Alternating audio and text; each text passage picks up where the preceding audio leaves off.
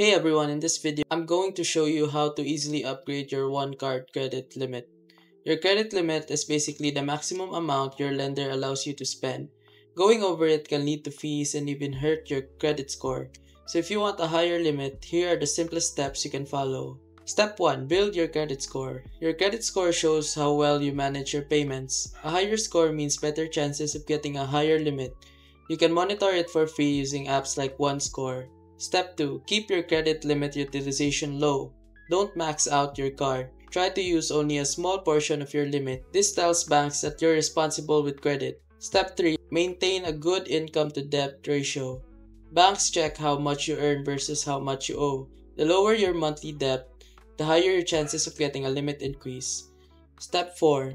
Request a limit increase.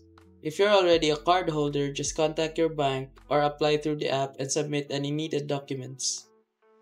Step 5. Use your card properly. Make timely payments and use your card regularly but wisely. This helps you become eligible for automatic limit upgrades. Once your profile looks good, one card may offer you a higher limit. You can even check your current limit inside the One Card app in just a few minutes. And that's it, simple and effective ways to boost your one card limit. Thanks for watching.